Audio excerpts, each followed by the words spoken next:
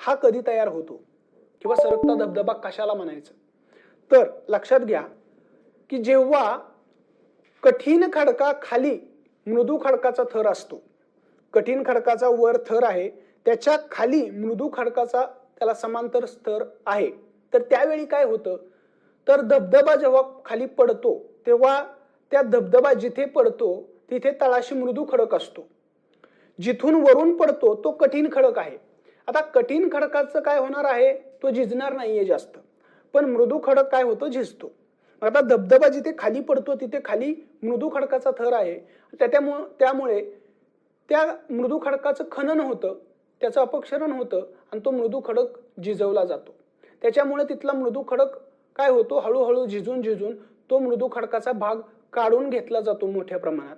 परंतु त्याच वेळी त्याच्यावर, त्या मृदू खडकाच्या वर जो कठीण खडक आहे जिथून धबधबा पडतोय तो जसाच्या तसा राहतो. मग कालांतराने काय होतं की हा मृदू खडक खणला जात तो खूप आतमध्ये खणला जातो आणि त्या धबधब्याच्या खाली एक गुहेसारखा भाग तयार होतो की ज्याच्यावरती कठीण खडक हा एकदम असा कड्यासारखा लटकलेला आपल्याला दिसतो. परंतु त्या कठीण खडकाच्या खाली असणारा मृदू खडक झिजून गेल्यामुळे त्याचा आधार नष्ट होतो आणि वरचा कठीण खडक एकदम खाली कोसळतो. त्याच्यामुळे आता काय झालं, धबधबा जो आहे तो थोडा मागे सरकला. लक्षात आलं? आणि यालाच आपण म्हणतो सरकता धबधबा. सरकता धबधबा कधी तयार होतो, ज्यावेळी कठीण खडक आणि मृदू खडक यांचे एकमेकाखाली थर असतात तेव्हा. आता आपण पाहूयात स्थायी धबधबा, दुसरा प्रकार. तर हा धबधबा बघा, आकृतीत दाखवल्याप्रमाणे तुम्हाला खडकांची रचना दिसेल. इथे काय आहे, कठीण आणि मृदू खडक आहे, परंतु तो एकाखाली एक नाही तर एकाच्या बाजूला एक अशा स्वरूपात आहे आणि त्याच्यामुळे मृदू खडकाची झीज झाली आणि कठीण खडकावरून धबधबा खाली पडतोय. परंतु कठीण खडक हा एक सलग आहे, त्याच्या खाली मृदू खडकाचा थर नाही, त्याच्यामुळे तळाशी याच्या आधी आपण पाहिलं मृदू खडकाची झीज होत होती तशी झीज या ठिकाणी होत नाही आणि त्याच्यामुळे हा धबधबा जो आहे तो कायमस्वरूपी त्याच ठिकाणी राहतो, तो सरकत नाही किंवा तो मागे सरकत नाही. याला म्हणतो आपण स्थायी धबधबा. लक्षात आलं? नदीचं कार्य कसं होतं, अपक्षरण, आणि त्याच्यामुळे धबधबा कसा मागे सरकतो हे आपण पाहिलं. तसंच स्थायी धबधबा कसा तयार होतो, त्यासाठी खडकाची रचना कशी असते हे आपण पाहिलं. आता मग पुढचं अपक्षरणामुळे तयार होणारं पाचवं नदीचं भूरूप पाहूयात. ते आहे नागमोडी वळणे आणि नालाकृती सरोवरे. आता नागमोडी वळणे म्हणजे काय बघा, तर लक्षात घ्या की हे भूरूप साधारणपणे नदीच्या प्रौढावस्थेमध्ये तयार होतं. म्हणजे नदी डोंगर उतारावरून खाली उतरते आणि थोड्याशा कमी उतारावरून नदी जेव्हा वाहते, सपाट भागातून वाहते, तर तिथे नदी थोडा वेग कमी होतो आणि त्यामुळे नदी वाहताना तिच्या मार्गात जर एखादा कठीण खडक आला तर त्यापासून दिशा बदलते आणि याच्यामुळे नदीला वळण प्राप्त होतं. तर अशी वळणाच्या स्वरूपात नदी ही या प्रौढ अवस्थेमध्ये वाहत असते. कुठलीही नदी एकदम सरळ रेषेमध्ये जात नाही, कारण मार्गामध्ये येणारे खडक हे काही सारखे असत नाहीत किंवा मार्गामध्ये येणारा जो पृथ्वीचा पृष्ठभाग आहे तोही एकदम सपाट नसतो, त्याच्यामध्ये बदल असतो आणि त्या बदलानुसार नदी आपल्या वळणाने वाहत असते. तर आकृतीत दाखवल्याप्रमाणे तुम्हाला दिसेल की नदी वळणाने वाहते. मग आता लक्षात घ्या की नदी अशी वळणाने वाहत असताना जिथे वळण आहे त्या वळणाच्या बाहेरच्या बाजूला, म्हणजे कॉन्व्हेक्स भाग जिथे दिसतोय त्या ठिकाणी अपक्षरण जास्त होणार, बरोबर आहे. बाहेरच्या भागाला जोरात पाणी जाऊन तिथे त्या काठावरती आदळणार आणि तिथे त्याची दिशा एकदम बदलत असल्यामुळे तिथे काय होतं, तिथला जो काही बाजूचा खडक आहे काठावरचा नदीच्या, त्याचं अपक्षरण होतं, म्हणजे तो खणला जातो. तर या उलट त्या वळणाच्या जो आतला भाग आहे तिथे नदीचं पाणी सावकाश जातं किंवा तिथे नदीचं पाणी काय होतं, तिथं वेग कमी होतो आणि तिथं नदीने वाहून आणलेल्या गाळाचं निक्षेपण होतं. आकृतीत दाखवल्याप्रमाणे तुम्हाला दिसेल की कॉन्व्हेक्स भाग आहे तिथे नदीचं अपक्षरण जास्त होतं, तर आतल्या वळणाच्या भागावरती निक्षेपणाचं काम जास्त होतं. आता हे निक्षेपणाचं काम झाल्यामुळे काय होतं ते बघा, तर तिथे गाळ साचतो आतल्या भागात, तर बाहेरच्या बाजूचा जो काही खडक आहे तो खणला जातो. लक्षात आलं नागमोडी वळणे? ओके. मग आता नालाकृती सरोवर म्हणजे काय ते बघा. आता ही जी काही वळणाने नदी वाहते ती साधारण परिस्थितीमध्ये अशी वळणाने वाहते, पण कधी काळी जर समजा नदीच्या वरच्या भागामध्ये खूप मोठ्या प्रमाणात पाऊस पडला आणि नदीचं पाणी एकदम वाढलं. आता नदीचं पाणी वाढल्यामुळे, नदीचं पाणी जोरात वाहत आलं अचानक पाऊस पडल्यामुळे. तर जोरात वाहत आल्यानंतर नदीच्या पाण्याचा वेग आता जास्त आहे आणि त्याच्यामुळे काय होतं की हे नदीचं पाणी असं वळण घेण्याऐवजी ते एकदम सरळ वाहायला सुरुवात होते. म्हणजे जे काही वळणाने नदी वाहते ते आता जोराने पाणी आल्यामुळं ते वळण नष्ट होतं आणि नदीचं पाणी डायरेक्ट त्या पात्रातून बाहेर येतं आणि ते सरळ वाहायला लागतं. आणि याच्यामुळे काय होतं की जे काही आधीचं वळण आहे नदीचं, तर ते थोडं वेगळं पडतं. ते नदीच्या पात्रापासून तुटतं. नदीचं नवीन तयार झालेलं पात्र, सरळ पात्र, हे यापासून ते वेगळं होतं आणि त्याला घोड्याचं जे नाल असतं, इंग्रजीतल्या सी आकारासारखा ते नाल असतं आणि त्या नालाच्या आकाराचं ते सरोवर वेगळं होऊन जातं. थोडक्यात नदीचं जे वळण आहे ते वेगळं होतं आणि त्या वळणाच्या ठिकाणी आता सरोवर तयार होतं आणि त्यालाच आपण म्हणतो नालाकृती सरोवर. तर हे काय आहे तर अपक्षरणामुळे नदीच्या होणारं भूरूप आहे. आता खरं पाहिलं तर हे फक्त अपक्षरणामुळे तयार होणारं भूरूप नाही.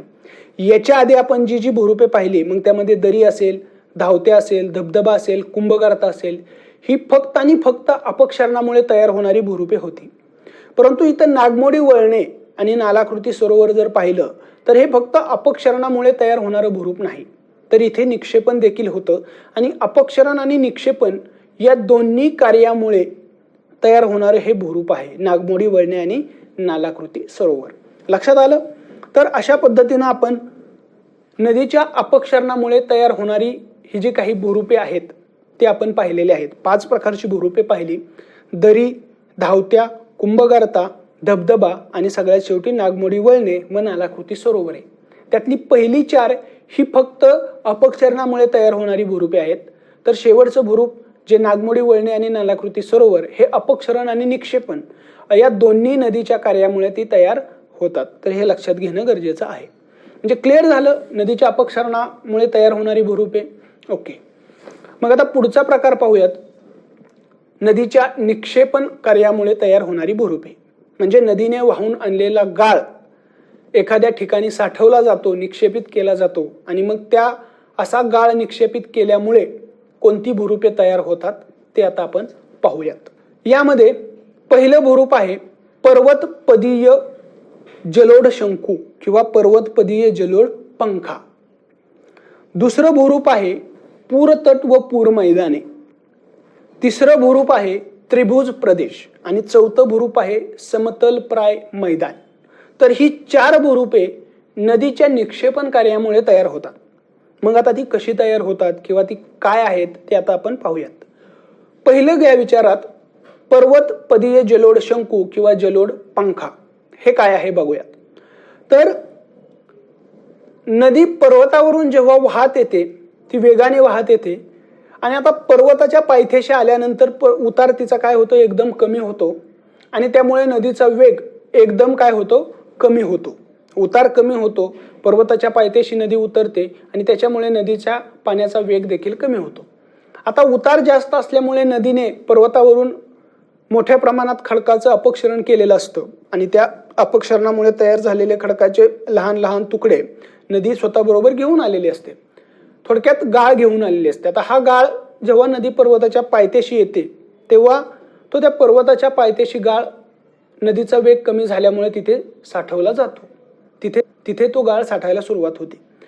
हा कोणता प्रकारचा गाळ इथे साठेल तर मोठ्या आकाराचे जे खडकाचे तुकडे आहेत तेच त्या ठिकाणी साचतील. जे लहान आकाराचे आहेत ते नदीच्या पाण्याबरोबर जातील, कारण नदीचा पाण्याचा वेग हा खूप कमी झालेला नाहीये. त्याच्यामुळे जे मोठे मोठे आकाराचे दगडगोटे आहेत, खडकाचे तुकडे आहेत, तेवढे त्या ठिकाणी साचतील.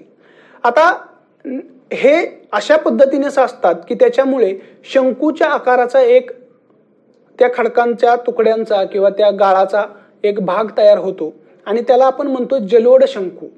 खरं तर तो जलोढ शब्द म्हणजेच जलाने वाहून आणलेला लोड म्हणजे गाळ, त्याला आपण म्हणतो जलोढ. आणि तो जलोढाचं पर्वताच्या पायथ्याशी निक्षेपण होऊन शंकूच्या आकाराचं जे भूरूप तयार होतं त्याला जलोढ शंकू म्हटलं जातं किंवा पर्वताच्या पायथ्याशी तयार होतं म्हणून त्याला पर्वतपदीय जलोढ शंकू असं आपण म्हणू शकतो. तर लक्षात आलं हे कुठं तयार होतं आणि कसं तयार होतं. ओके, आता लक्षात घ्या की जलोढ पंखा म्हणजे काय. आता पंखा म्हटलं की तुम्हाला तो चायनीजवाला पंखा आठवला पाहिजे, बरोबर आहे. चायनीजवाला पंखा कसा असतो, थोडासा त्रिकोणी आकाराचा असतो, बरोबर आहे. तर त्या पंखाच्या आकाराचं इथे निक्षेपण होतं. जलोढ शंकूचाच तो एक पुढचा विस्तारित झालेला भाग असतो. जलोढ शंकू हा छोटा भाग आहे. तर काय होतं की असं निक्षेपण होत राहिल्यानंतर, म्हणजे नदी सततपणे वाहत जाते, डोंगरावरून वाहत येते, पायथ्याशी आल्यानंतर वेग कमी होतो, तिथं वाहून आणलेले मोठे दगडगोटे साठले जातात, त्याच्यापासून जलोढ शंकू तयार होतो आणि असं दरवर्षी होत राहतं आणि त्या शंकूचा आकार मोठा मोठा होत जातो आणि त्याला नंतर तो मोठा विस्तारित होऊन जाऊन चायनीज जो फॅन आहे त्याच्यासारखा त्याला आकार प्राप्त होतो. चायनीज फॅन म्हणजे जे हातात घेऊन ते फिरवत असतात ना, तर तसा तो फॅन. तर त्याला आपण म्हणतो जलोढ पंखा. तर लक्षात आलं, हे काय आहे, नदीच्या निक्षेपण कार्यामुळं पर्वताच्या पायथ्याशी नदीचा वेग कमी झाल्यामुळे तिथे निक्षेपण होऊन तयार होणारं काय आहे, जलोढ शंकू आणि जलोढ पंखा ही दोन भूरूपे आहेत. लक्षात आलं. मग आता पुढचं भूरूप पाहूयात. पुढचं आहे ते म्हणजे पूर तट आणि पूर मैदाने.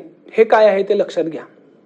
तर आता बघा, नदी जेव्हा त्याच्या प्रौढ अवस्थेत आणि वृद्धावस्थेत वाहत असते तेव्हा नदी थोडा उतार मंद असल्यामुळे नदीचा वेग कमी असतो आणि नदी वाहत असताना त्याच्याबरोबर जे काही गाळ आणलेला आहे त्याच्यामध्ये बारीक बारीक गाळ असेल, कारण मोठे तुकडे तर नदीच्या तळावरूनच वाहणार आहेत, ते काही वरती नदीच्या पाण्याच्या वरच्या भागामध्ये ते वाहत नाहीत. जेवढा जड भाग असेल तो नदीच्या पाण्यात खाली राहतो, तर जो लहान लहान कण आहेत ते नदीच्या वरच्या भागात असतात. म्हणजे नदीच्या पाण्याच्या वर कुठले घटक असतात, तर बारीक बारीक मातीचे कण असतात. तर हे मातीचे बारीक बारीक कण नदीचं जे पात्र असतं त्या पात्राच्या दोन्ही काठावरती साचत जातात. जेव्हा पूर येतो तेव्हा नदीचं पाणी जे वाढतं आणि वाढल्यामुळे नदीने वाहून आणलेला त्याच्यामध्ये जे मातीचे बारीक कण आहेत किंवा जो गाळ आहे तो नदीच्या दोन्ही काठावरती साठत जातो. याच्यामुळे काय होतं, तर नदीच्या दोन्ही काठावरती एक नैसर्गिक असे गाळाचे तट तयार होतात, बरोबर आहे. आपण नदीला कधी कधी बघा मानवनिर्मित तट बांधले जातात सिमेंटचे, की नदीचं पाणी आतमध्ये किंवा बाहेर येऊ नये म्हणून.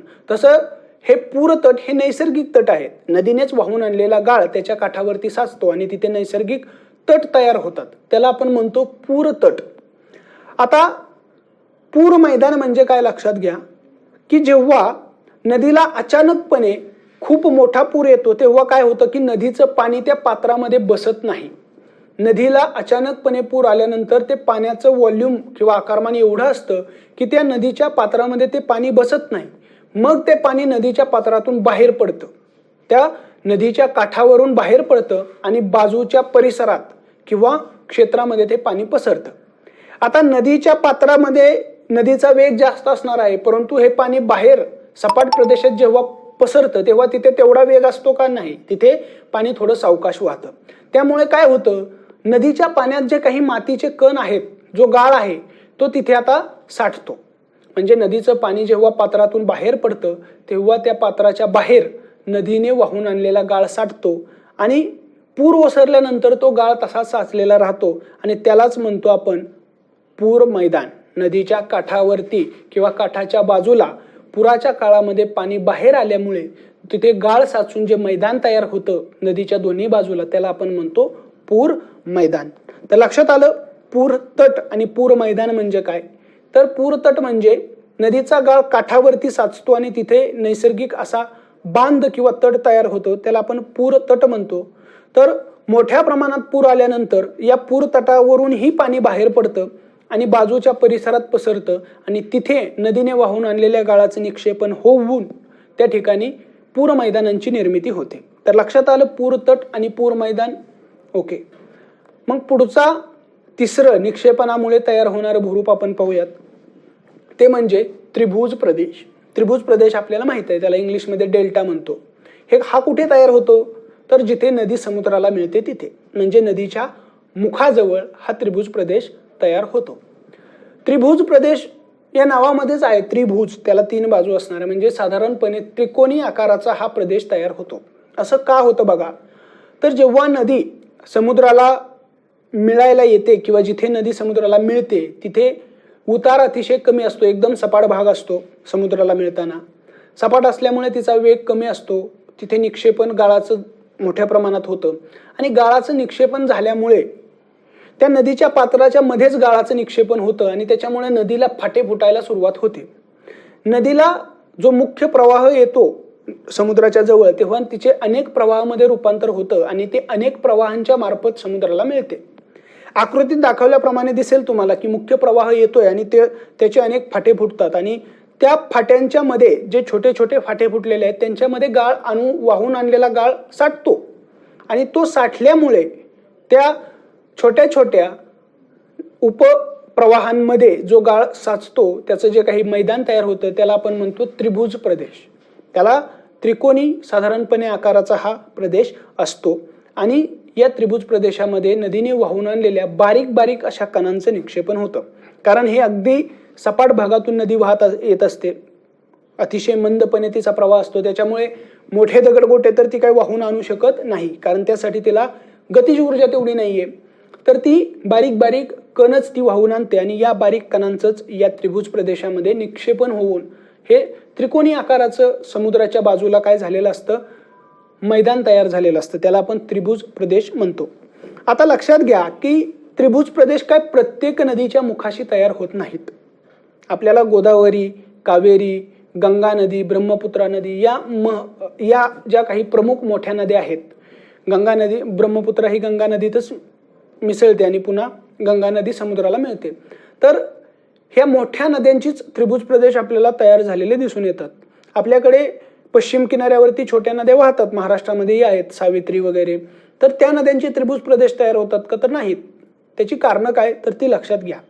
तर त्रिभुज प्रदेश तयार होण्यासाठी काही गोष्टींची पूर्तता होणं गरजेचं आहे. तशी परिस्थिती जर असेल तरच त्रिभुज प्रदेश तयार होतो. कोणकोणता? तर सगळ्यात पहिली गोष्ट म्हणजे नदीचं पाणी जेव्हा समुद्राला मिळतं तेव्हा त्याचा वेग कमी असला पाहिजे, तरच त्याचं गाळ तिथे साठणार आहे. जर वेग जास्त असेल तर गाळ साठेल का? नाही, थेट तो समुद्रामध्ये वाहून जाईल. म्हणजे नदीचा वेग कमी असला पाहिजे. दुसरी गोष्ट, नदीमध्ये गाळाचं प्रमाण जास्त असलं पाहिजे. बरोबर आहे, गाळ साठण्यासाठी त्या नदीमध्ये गाळ असला पाहिजे. हा गाळ कधी असेल तर जेव्हा नदी दूर अंतरावरून वाहत येत असेल, डोंगरावरून वाहत येत असेल, तेव्हाच त्या नदीमध्ये गाळाचं प्रमाण काय असणार आहे? जास्त असणार आहे. तर ही दुसरी अट आहे की नदीमध्ये गाळाचं प्रमाण जास्त असलं पाहिजे. त्यासाठी नदी दूरवरून वाहत येत असली पाहिजे आणि डोंगरावरून वाहत येत असली पाहिजे. कारण डोंगरावरून वाहत आली तरच ती नदी त्याच्यामध्ये गाळ वाहून आणणार आहे. कारण डोंगराच्या भागामध्ये तिचं अपक्षरण मोठ्या प्रमाणामध्ये ती घडवून आणते, तिथला खडक मोठ्या प्रमाणात खणते. त्यानंतर समुद्र किनारा जो आहे किंवा त्या नदी जिथे समुद्राला मिळते तिथला समुद्र हा सपाट असला पाहिजे, तीव्र उताराचा नसला पाहिजे, जेणेकरून नदी सावकाशपणे त्या समुद्राला जाऊन मिळेल आणि त्यामुळे तिथे गाळाचं निक्षेपण होऊन त्रिभुज प्रदेश तयार होईल. तर या अनुकूल परिस्थिती अशी असेल तरच काय होतं? त्रिभुज प्रदेशाची निर्मिती होते.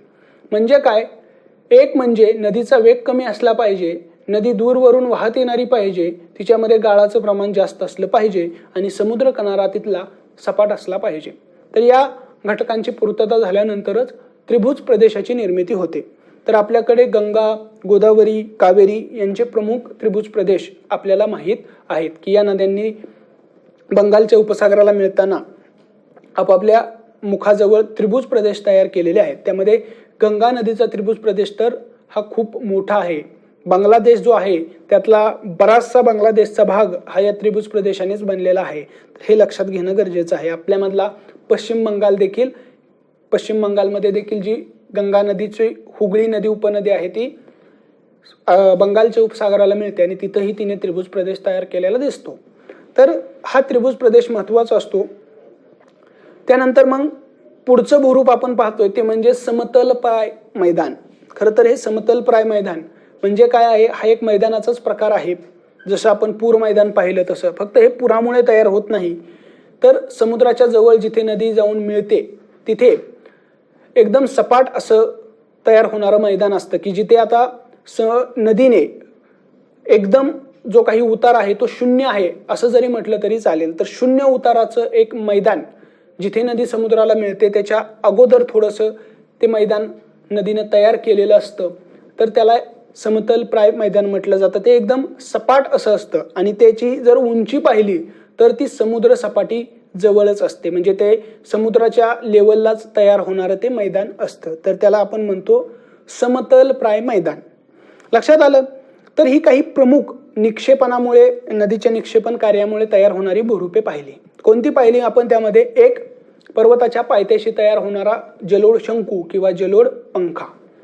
त्यानंतर आपण पाहिलं ते म्हणजे पूरतट आणि पूर मैदाने, म्हणजे नदीचा गाळ जेव्हा काठावरती साचून पूरतट तयार होतो तर पुराच्या काळात नदीचं पाणी पात्राच्या बाहेर गेल्यामुळे गाळ साचून तिथं पूर मैदाने तयार होतात. त्यानंतर आहे त्रिभुज प्रदेश, की जो नदी जिथे समुद्राला मिळते त्या ठिकाणी नदीचा पाण्याचा वेग कमी असल्यामुळे तिथे नदीने वाहून आणलेल्या गाळाचं निक्षेपण होऊन त्रिभुज प्रदेशाची निर्मिती होते. तर समतलप्राय मैदान म्हणजे हा एक मैदान असतं की जे समुद्राच्या जवळजवळ सपाटी जी आहे, समुद्र सपाटी त्या पातळीचं तयार होणारं मैदान, त्याला आपण समतलप्राय मैदान असं म्हणतो. तर अशा पद्धतीने आपण नदीची प्रमुख भूरूपे आपण पाहिली, अपक्षरणाची आणि निक्षेपणाची. त्यामध्ये आपण अपक्षरणाची भूरूपे पाहताना पुन्हा लक्षात ठेवा की नागमोडी वळणे आणि नालाकृती सरोवर ही अपक्षरण आणि निक्षेपण या दोन्ही कार्यामुळे तयार होणारी भूरूपे आहेत. इथे आपल्याला प्रश्न बारीक विचारला तर ते लक्षात असणं गरजेचं आहे की नागमोडी वळणे आणि नालाकृती सरोवर हे भूरूप नदीच्या कोणत्या कार्यामुळे तयार होतं. तर त्यामध्ये अपक्षरण, निक्षेपण, अपक्षरण व निक्षेपण दोन्हीही नाही असे जर पर्याय असतील तर अपक्षरण आणि निक्षेपण या दोन्हीमुळे तयार होणारं भूरूप आहे, लक्षात घेणं गरजेचं आहे. तर अशा पद्धतीनं काय झालेलं आहे, तर ह्या नदीचे भूरूपे आपण अभ्यासलेली आहेत. नदीचं पहिल्यांदा अपक्षरण आणि निक्षेपणाचं कार्य कसं होतं ते आपण पाहिलं आणि नंतर मग अपक्षरणामुळे आणि निक्षेपणामुळे कोणती भूरूपे तयार होतात तेही आपण अभ्यासलेलं आहे. तर या ठिकाणी नदीमुळे तयार होणारी जी भूरूपे आहेत तो आपला भाग या ठिकाणी संपतोय. आपल्याला पुढे जाऊन वाऱ्यामुळे तयार होणारी भूरूपे पाहायची